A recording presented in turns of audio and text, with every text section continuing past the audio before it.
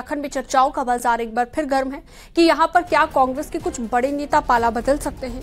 दरअसल पिछले एक साल में कई ऐसे मौके आए जब कांग्रेस के कुछ विधायक सीएम पुष्कर सिंह धामी की तारीफ में बयान देते दिखे।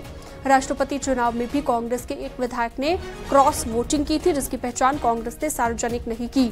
और अब महाराष्ट्र एपिसोड के बाद कांग्रेस उत्तराखंड में स्पॉटलाइट में है। वहीं भारतीय जनता पार्टी के प्रदेश अध्यक्ष महेंद्र भट्ट ने न्यूज 18 से एक्सक्लूसिव बातचीत में एक बार फिर से दावा किया कि कांग्रेस के कई बड़े नेता उनके संपर्क में हैं। सुनिए क्या कहा है अध्यक्ष महेंद्र भट्ट ने।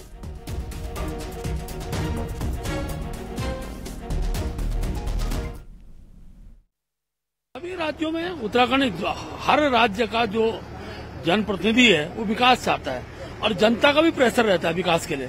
इसलिए जनप्रतिनिधि का, जनता का जो प्रेशर रहता है उससे प्रभावित होकर और स्वयं विकास को अपनी आंखों से देखने के बाद वो तय करता है कि आखिरकार मुझे कहाँ रहना चाहिए। और बड़ी साहब बिहार के नंबर लगेगा और राज्यों का नंबर लगेगा।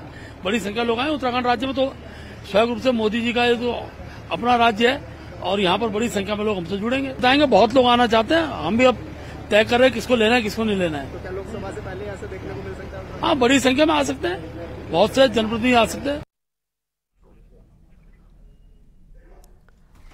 और चलिए इस पर ज्यादा जानकारी के लिए अनुपम त्रिवेदी, एडिटर उत्तराखंड, हमारे साथ जुड़ गए हैं फोन लाइन पर। अनुपम जी, एनसीपी के दो फाड़ महाराष्ट्र में हुए, लेकिन इसका कितना असर हम उत्तराखंड में देख सकते हैं? क्योंकि महेंद्र भट्ट का कहना है कई कांग्रेस के नेता उनके संपर्क में हैं।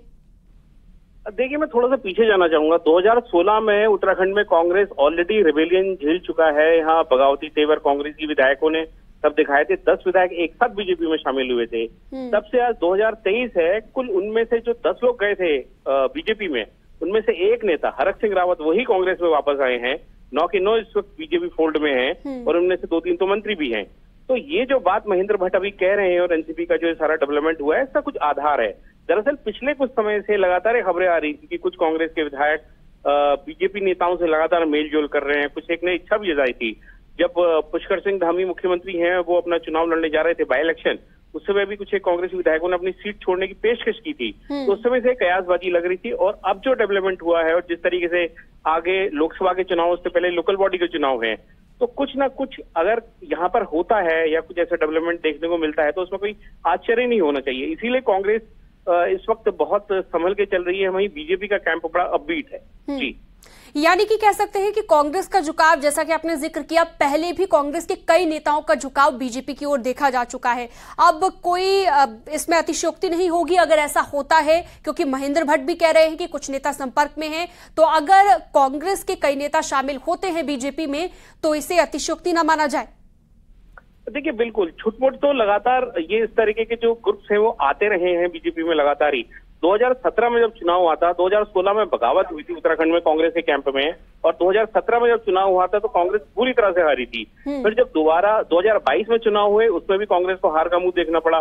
तो 10 साल लगातार विपक्ष में रहने का जो एक पीरियड होता है वो किसी भी विधायकों के लिए कोई एक आसान नहीं होता। क्षेत्र में काम कराने होते हैं और बहुत सी दिक्कतें आती हैं। तो यही वजह है कि बहुत से कांग्रेस विधायकों के अच्छे संबंध रहे भी है बीजेपी नेताओं से और वो इच्छा जाहिर भी कर चुके हैं। तो अगर कुछ होता है डेवलपमेंट तो उसमें कोई आश्चर्य नहीं होना चाहिए। बिल्कुल, और ये बड़ी मुसीबत खड़ी कर सकता है कांग्रेस पार्टी के लिए। बहुत शुक्रिया अनुपम जी तमाम जानकारी के लिए, बातचीत के